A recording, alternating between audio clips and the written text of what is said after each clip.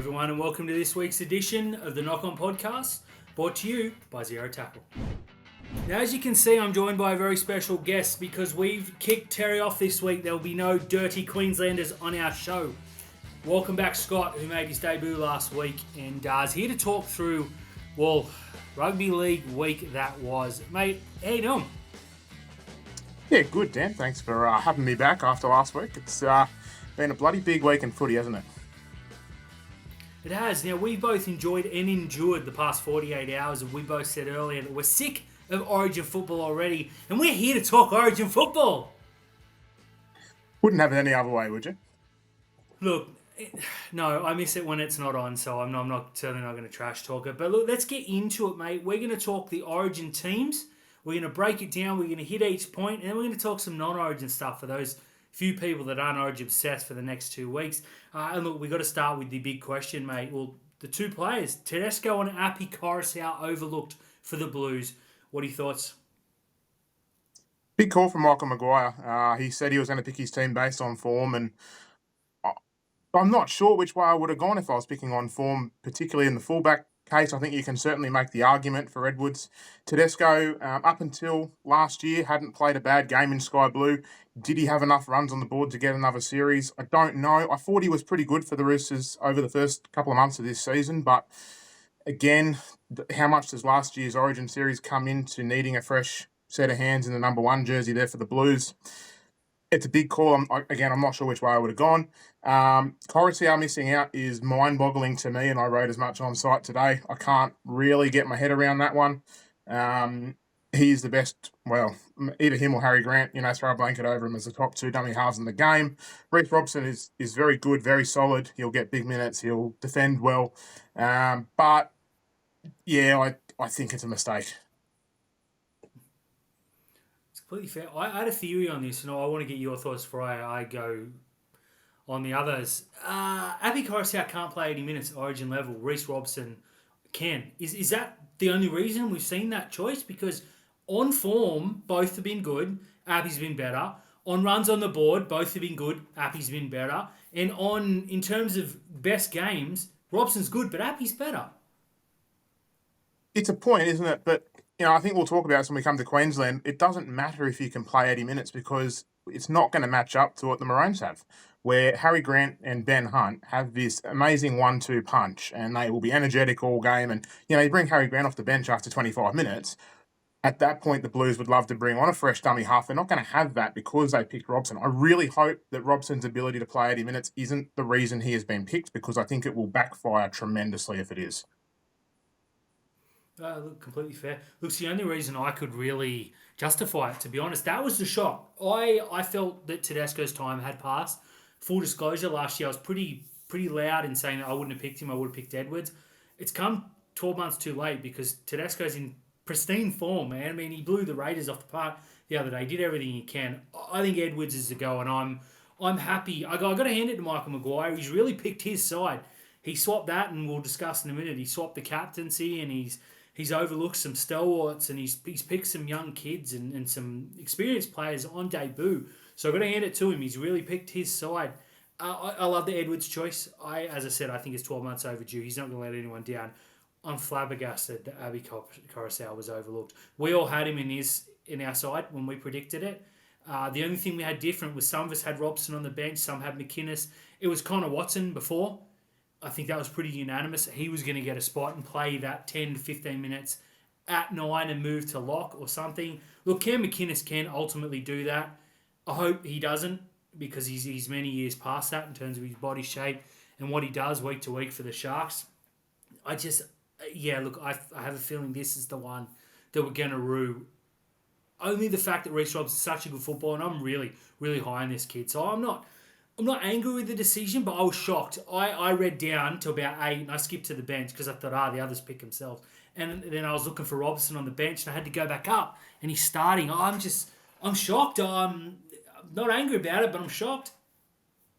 Yeah, I think shocked is the right word. Sums it up. My big concern, and you raised the point there around McInnes slotting in and playing 10 or 15 minutes at hooker. Sure, that can happen. My big concern with the way the team's been picked is if Robson goes down with an injury or a HIA in the first 15 minutes of the game, the Blues are shot.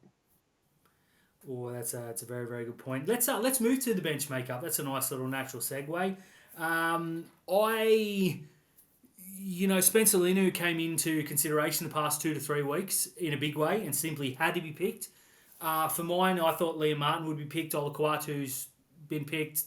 Either or, you're going to get the same from both of those. I'm happy. Hudson Young, perhaps a little bit of the shock, but the biggest shock of all was Isaiah Yeo being named on the bench rather than to start. Look, they could always change it on the night, as I suspect we might see. What do you make of the bench? Is it big enough, or have they gone too many options? Well, I think the bench is certainly big enough. I just have to backtrack a little bit. I sort of disagree on the Spencer Leniu pick. I think, he's only played 4 games this season. He's just come back from a 6-week suspension. He's got a bit of a track record of being hot-headed. I think Queensland will get under his skin. It wouldn't shock me to see him sin binned at some point in a game like Origin. I know it's a big call, but, he does have a bit of a hot head. He's just come back from the suspension, as I just said. I don't really agree with it, particularly when Stefano Utoikamanu missed out. And I think there were some other forwards you could have gone with ahead of Leniu. I've made that point pretty clear in some of our chats over the last couple of days and been disagreed with. But, that's the beauty of discussing league. On the Yo point, I don't really understand why he's coming off the bench. As you said, they might change it on the night. Kind of hope they do, because I don't really see the value in him coming off the bench. Sure, he's solid and he will do a job. But at Origin level, we've seen the last couple of years, I made the point last week that the difference when Cam Murray started last year versus Yo starting in the first couple of games, it was night and day. So I'm just not sure what he provides off the bench. Yeah, look, that's fair. You make some good points about Linu. I was on record last week. I wanted to pick an animal off the bench. I wanted a bloke. I would have look. Mitch Barnett was one of the ones for me, and Terrell May were the two. But I mean, Lenu last week and against Cronulla, he tore our middles up, which is probably the only time they got on top of us.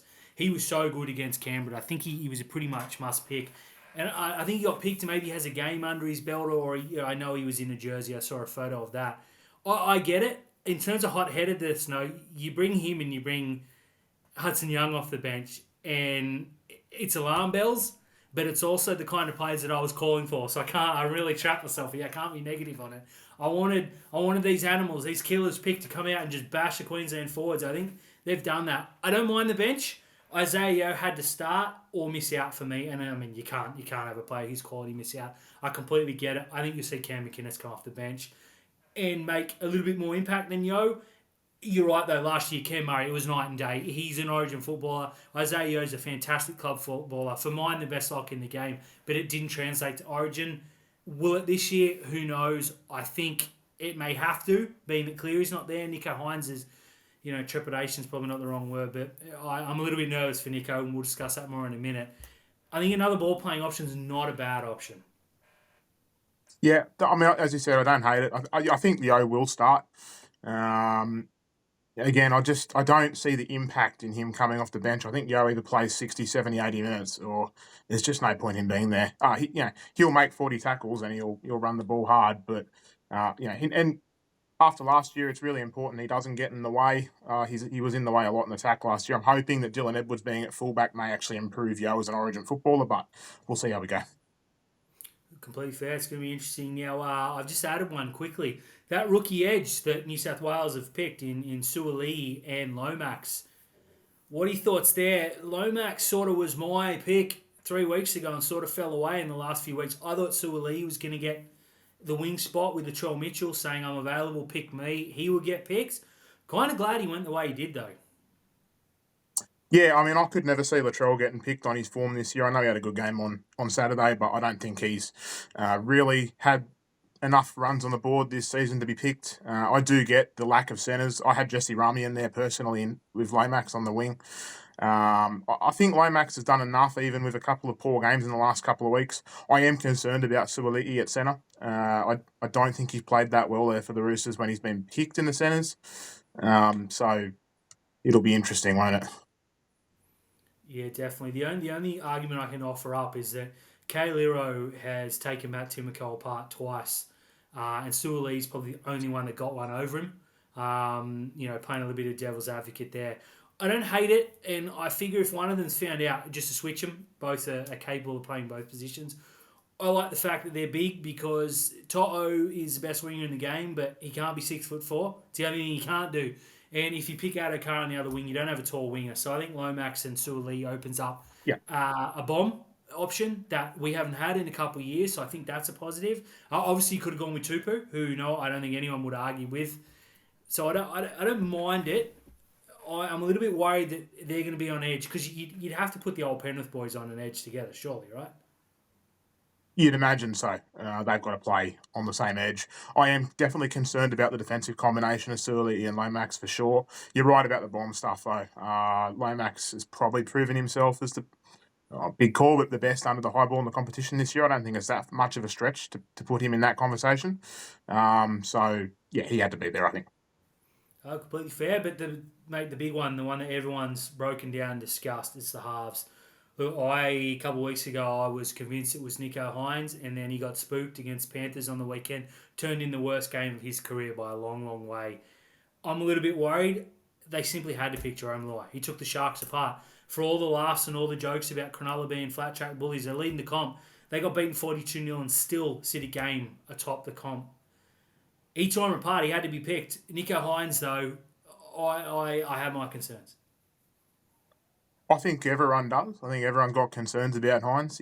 He's had so many good games in the last 2.5 years since he moved to Cronulla. There's no disputing what he's done for that club. At times, he's put them on their back, carried them all the way. He's a Dally M medal winner. But you do have to look at Cronulla's finals record.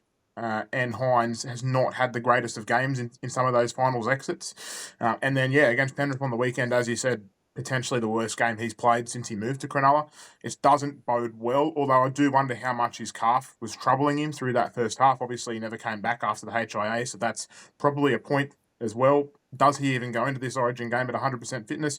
You'd have to assume not, right? Craig Fitzgibbon came out after the game on Saturday and basically said he's on a modified training program at the moment. That won't be changing in the next week and a half, so how does he train ahead of Origin? That is a big question where you're going to have a new halves combination. He's going to be working with a new fullback, new everything essentially. So big question there around Hines' calf. You're right though, Luai had to be picked. He was sensational on the weekend. He stepped up without Cleary. I don't think you could have thrown Luai into the 7 though. I think Hines absolutely had to be picked given the injuries. No Cleary, no Moses, no Adam Reynolds even. Who was next? Chad Townsend? There really wasn't a lot. There really wasn't a lot there. So, Hines had to be picked, but how he performs, yeah. Look, you're right. I hate to admit it, I'm Nico's biggest fan, as you can see. He's behind me in 3 or 4 different forms. I love the bloke, and he's been Cronulla's best. In terms of the form halfback, he's been the form halfback of the competition for 2.5 years. He was 1 game away from winning the Dally M back-to-back last year. I think he was 4 points behind Ponga or something, or 6 points behind, and he missed 6 or 7 games, or 4 or 5, whatever it was. It was a ridiculous stat. He carried Cronulla to 2 straight finals.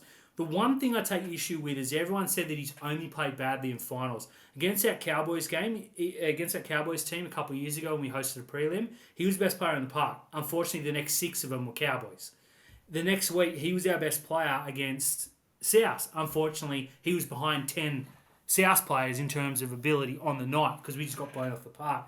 Last year, look, I don't think he stood up against the Roosters. I was very critical of Nico Hines. I ate a bit of grief about that, and I took a lot of what I said back out of emotion. But the fact is, you're $1 million halfback. You have to get him over the line against a 12-man Roosters team.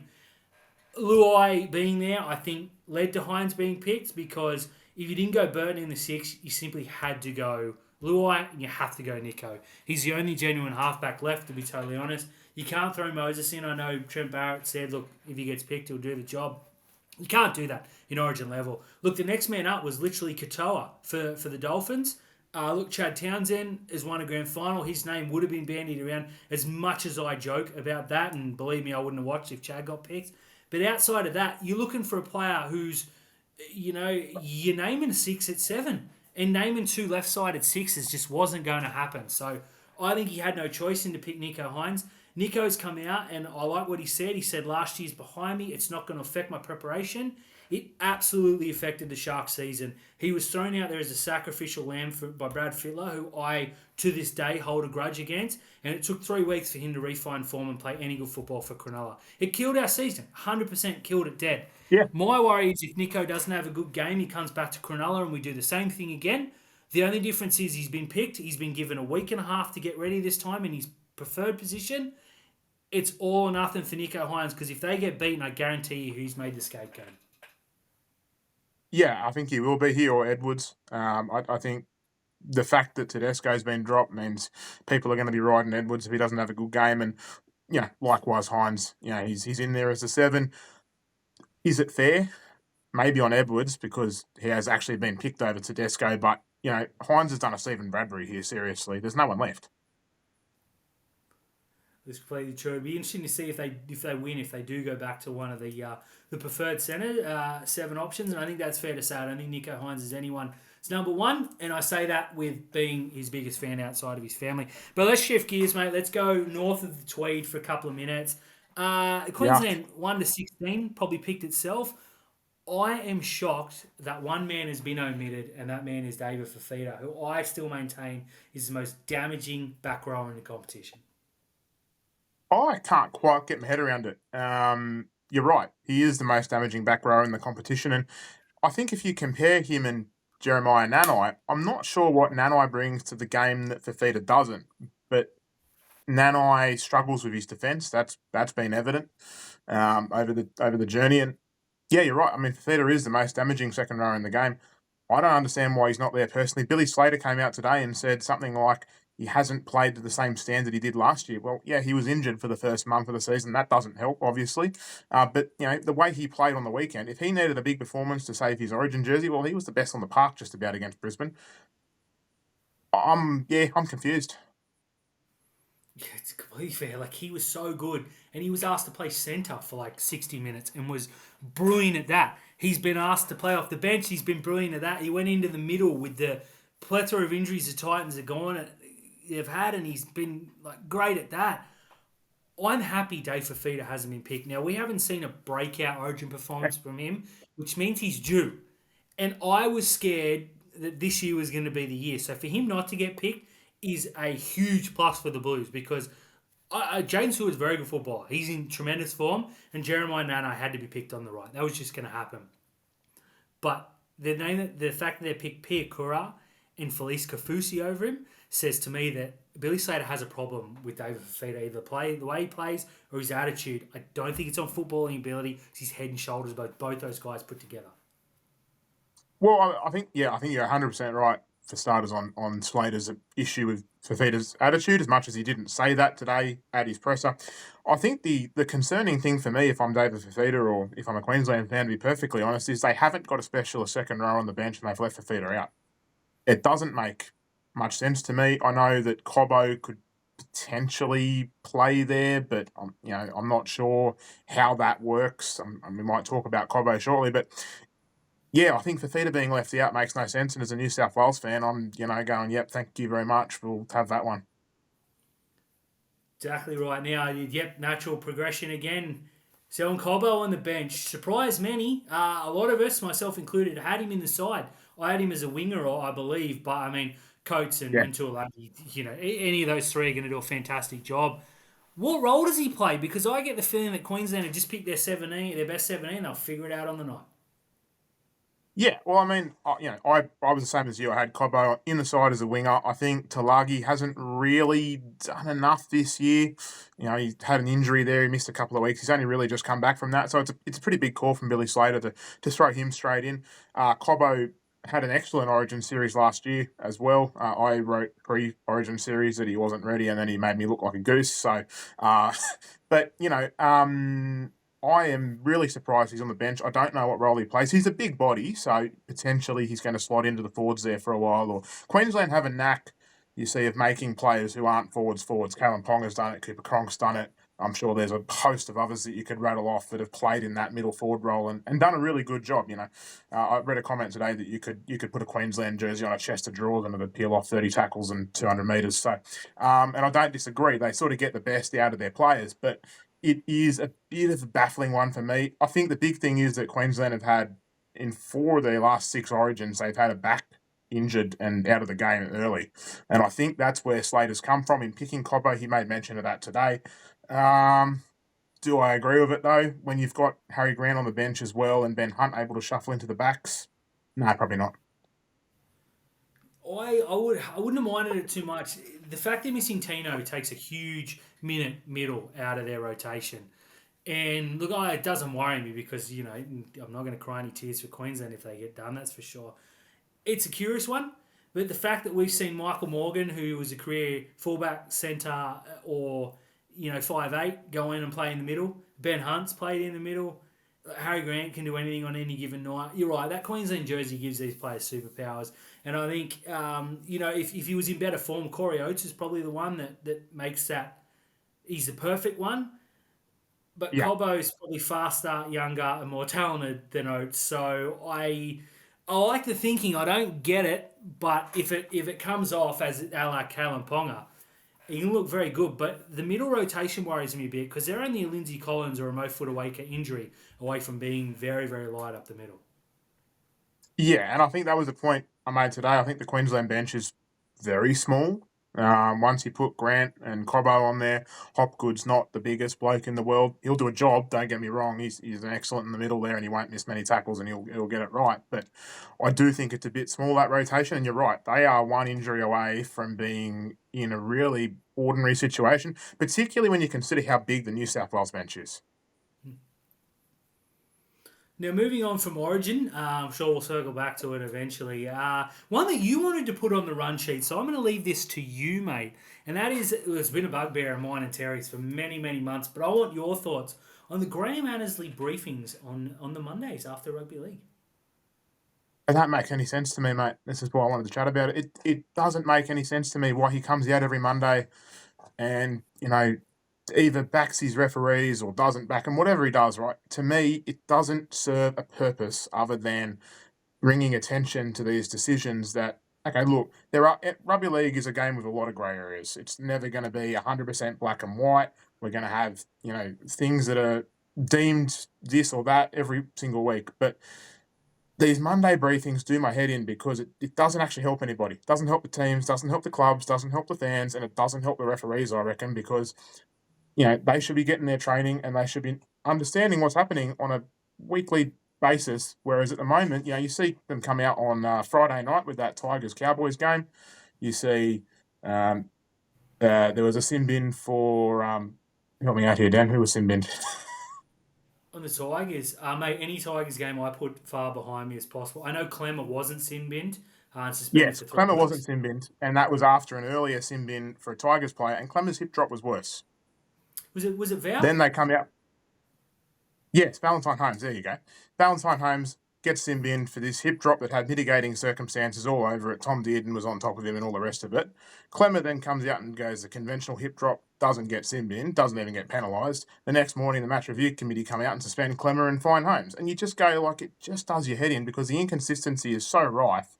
And then Annesley comes out and tries to explain things, and it's just it's not helping anybody. No, right. Terry and I have made numerous comments about this, both here and on Outlaws, that it serves no purpose.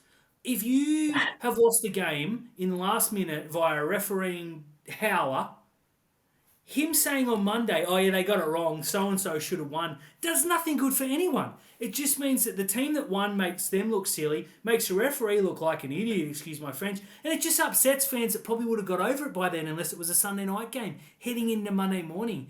It's just, every time he goes out there, he breaks it down and he ums and ahs and he points to this and says this and this and blah, blah, blah. Okay, that's his opinion.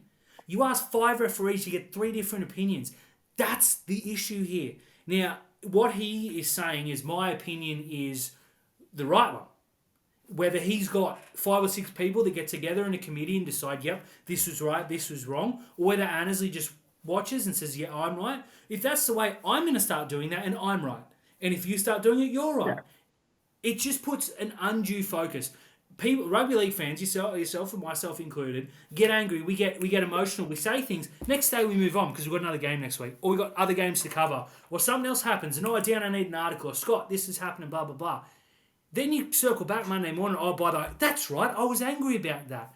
He goes out there and Yeah, he defends his referees, and everyone says, "Oh, he's just backing his boys and girls." Or he goes out there and says they're wrong, and everyone's like, "Well, you're throwing them under the bus."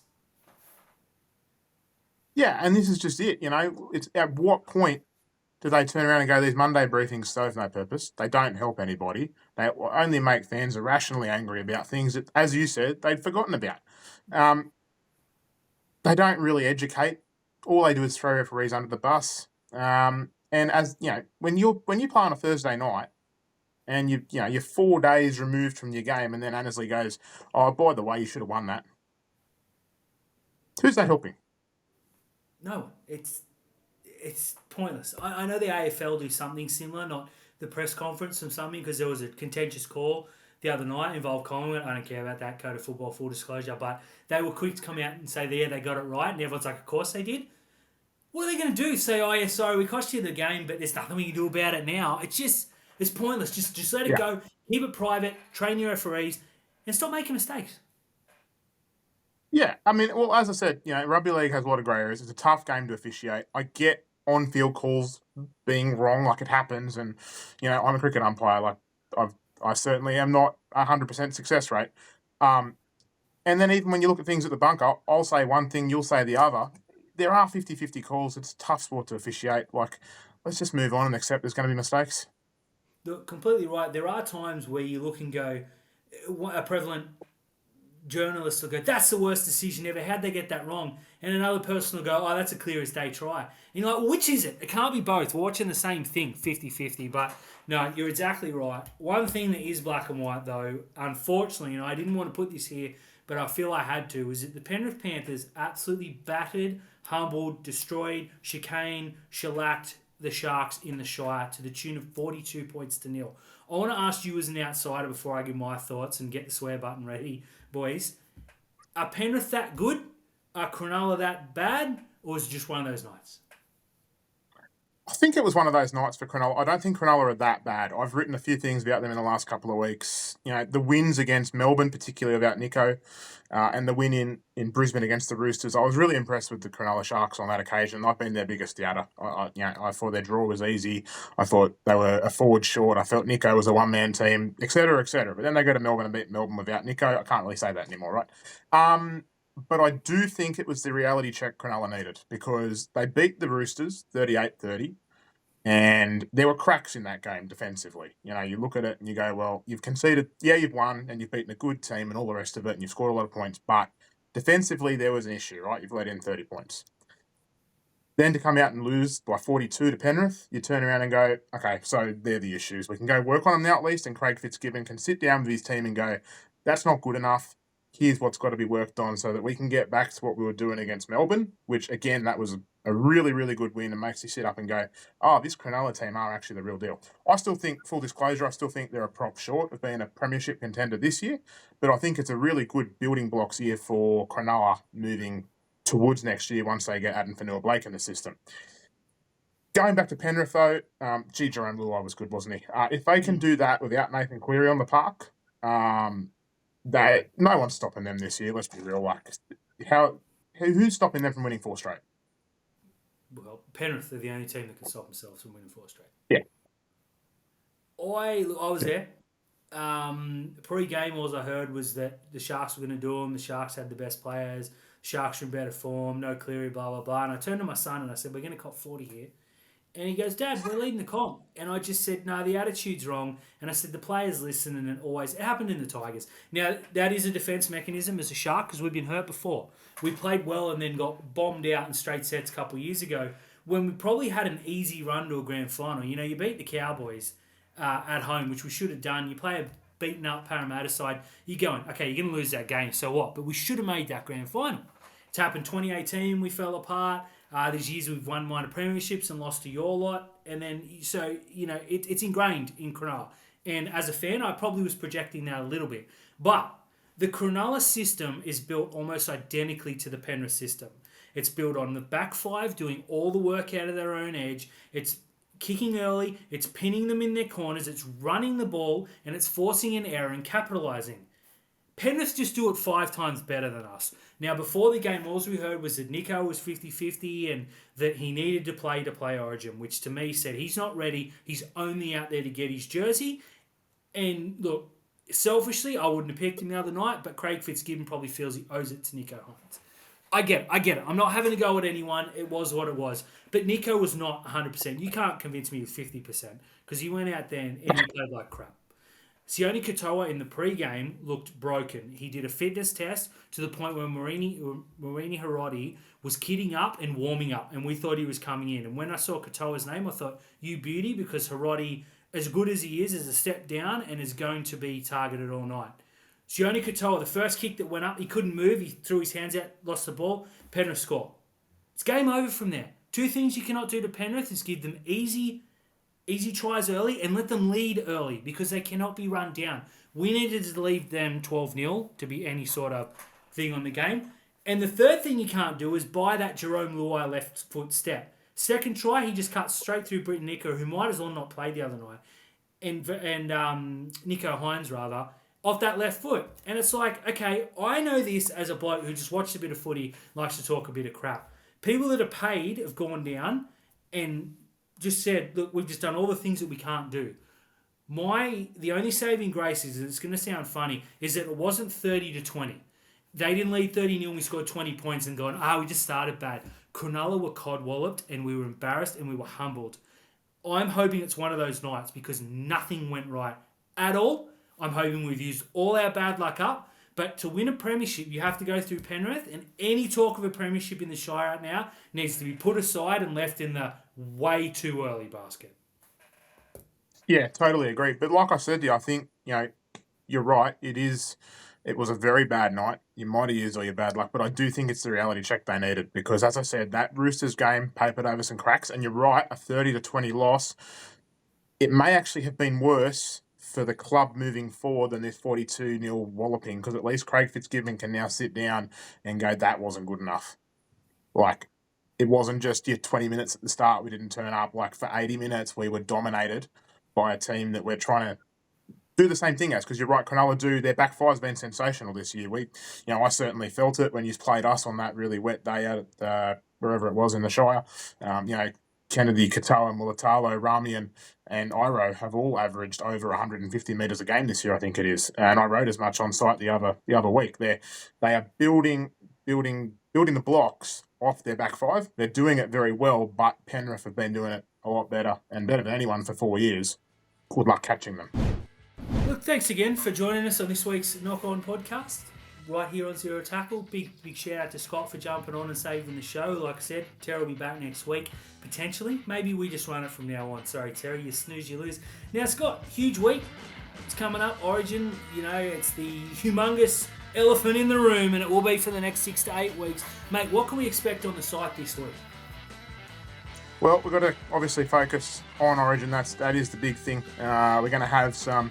Actually, one I've got coming out hopefully tomorrow. A bit of a look at just how many players are injured for this year's Origin series. It is a long list. You can put together a whole team, believe it or not. So that'll be interesting to put a team together of all the injured Origin players. Going to have a look at who the closest were to miss out for each state as well. And Dan, your power rankings will be up by the time people are watching this. I'm sure Terry will tune in from Fiji and have a read. Exactly right. And of course, we got the big one, the main event this week.